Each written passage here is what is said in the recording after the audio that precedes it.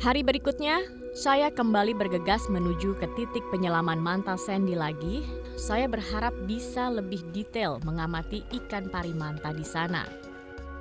Ternyata saya kurang beruntung. Ketika hari itu, visibility atau kejernihan air laut sedikit kabur, hanya berjarak 10 meter saja. Sesuatu hal yang jarang terjadi di musim seperti ini, di mana arus dan angin tidak begitu kencang. Setelah sekitar 45 menit perjalanan, saya tiba di spot manta Sandy. Lokasinya berdekatan dengan Kampung Arborek yang terletak di ujung barat Pulau Mansuar. Manta Sandy merupakan spot diving yang telah ditetapkan menjadi salah satu zona perlindungan bagi pari manta di Raja Ampat. Banyak orang bilang bahwa kita dapat dengan mudah menyaksikan manta di spot ini. Sekarang saya sudah berada di salah satu lokasi di Raja Ampat, di mana dive spot ini katanya banyak sekali, sering sekali terlihat manta di sini, dan saya mau tanya-tanya dulu sama ke dive guide saya, benar nggak sih di sini tempatnya manta? Bung Roberto, dive spot ini namanya apa sih? Sini namanya Manta Sandy. Manta Sandy. Iya. Jadi ini cleaning stationnya Manta. Di Raja Ampat ada beberapa spot untuk manta bermain, tapi di sini ini dia punya cleaning centernya di sini. Jadi kalau untuk musimnya dia tergantung musim juga. Kalau untuk di Raja Ampat itu dari bulan November sampai bulan Mei. Kira-kira hari ini kita dapat nggak ya mantanya? Saya doain pasti dapat. Harus dapat ya? Harus dapat. Saya pokoknya harus lihat. Oke deh Bung Roberto, sekarang kita siap-siap aja kali ya. Oke.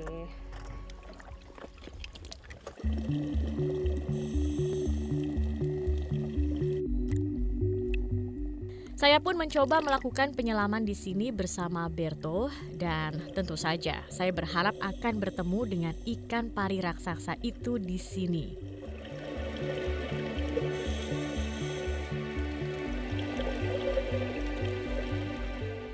Ini adalah pengalaman baru bagi saya. Tentunya saya berharap dapat melihat dan mengamatinya secara langsung.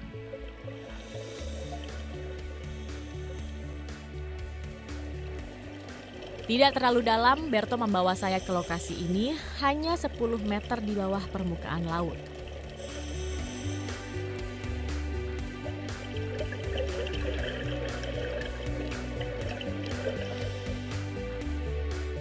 Sepanjang penyelaman, saya melihat hamparan pasir putih dan beberapa onggok batu karang. Inilah tempat yang sangat disukai ikan manta untuk melakukan cleaning station.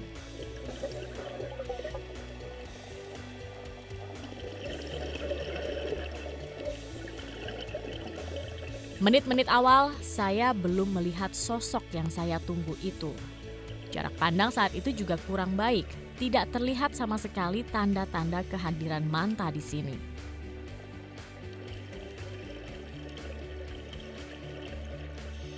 Saya mulai sedikit pesimis untuk dapat melihat pari manta tersebut.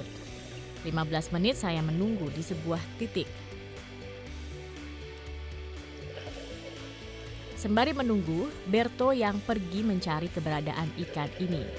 Tetapi tidak kunjung datang menampakkan wujudnya.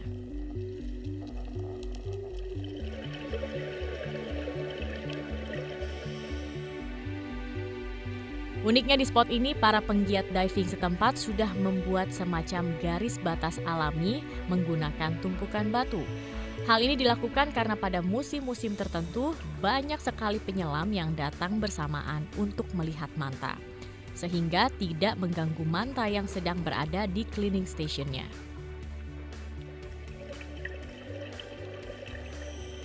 Tak kunjung muncul menampakkan wujudnya, namun tanpa saya duga setelah sekitar 20 menit di kedalaman 11-12 meter, binatang yang saya tunggu mulai menampakkan wujudnya.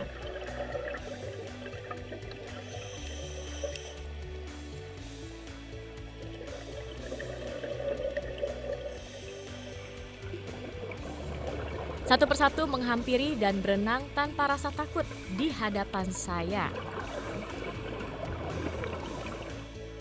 Ini memang pertama kali saya melihat manta dengan ukuran besar, sekitar 1,5 meter, berwarna hitam dan sangat dekat sekali dengan saya.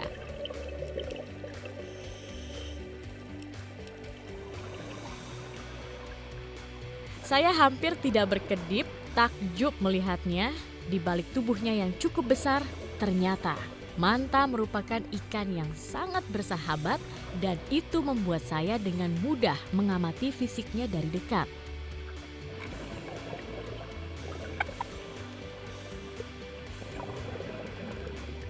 Sebuah pengalaman yang luar biasa bagi saya, bisa melihat langsung dari dekat ikan pari raksasa yang dilindungi di Raja Ampat.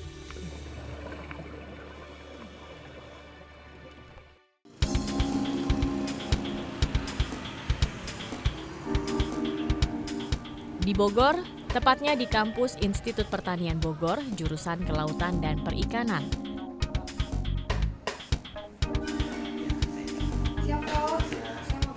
Saya menemui Profesor Dietrich Bengen, seorang pakar kelautan yang beberapa kali melakukan penelitian di kawasan perairan Raja Ampat. Jadi kalau kita lihat perairan Raja Ampat ini merupakan salah satu perairan yang di dalam batasan konservasi, ya, termasuk dalam perairan yang kondisinya masih sangat baik. Nah, sangat baiknya ini karena kalau kita lihat berbagai aktivitas, ya, pembangunan yang ada di sekelilingnya yang dapat mempengaruhi kondisi perairan ini masih relatif sangat rendah. Oleh sebab itu, perairan yang kondisinya masih sangat baik ini masih sangat menunjang, ya, sumber daya hayati yang demikian kaya yang ada di Raja Ampat ini, sehingga inilah yang diusahakan bagaimana untuk kita mempertahankan secara berkelanjutan. Jadi memang kalau kita lihat sebelumnya, ya, terjadi penurunan dari pari manta ini, tapi sejak ada komitmen dari daerah dan juga masyarakat untuk melindungi ini, yang dibuktikan dengan penerbitan peraturan, khususnya peraturan daerah, ya, nomor 9 tahun 2012 tentang pelarangan, ya, untuk penangkapan hiu dan juga pari manta, maka dilihat bahwa di situ mulai ada perbaikan, ya, bahwa populasi yang tadinya itu sempat menurun, kemudian sekarang dia bisa kembali lagi. Jadi kalau kita lihat bahwa kalau kita jadikan pari manta ini sebagai atraksi untuk pariwisata, ya, jadi objek pariwisata dan sebagainya, perkiraannya saat ini, ya, itu dalam setahun bisa menghasilkan kurang lebih 15 juta US dollar. Jadi sekitar 145, ya. Ya, itu baru katakanlah dalam skala yang kecil, ya. Dari skala yang kecil, ya. Nah, kalau misalnya ini kita jadikan katakanlah skala yang lebih ekonomis, mungkin dia bisa menghasilkan lebih banyak lagi. Sedangkan kalau kita tangkap, kita manfaatkan, ya, dari masyarakat yang ada, itu satu ekornya paling berharga cuma 40 US dollar, ya. Jadi sekitar sangat jauh bedanya, ya.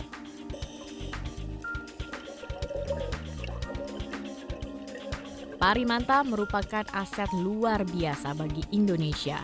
Salah satunya sebagai daya tarik pariwisata bahari di Indonesia, satu ekor manta dapat menyumbangkan nilai ekonomis yang cukup besar selama hidupnya dibandingkan dengan satu ekor manta yang dijual hanya untuk kebutuhan konsumsi semata.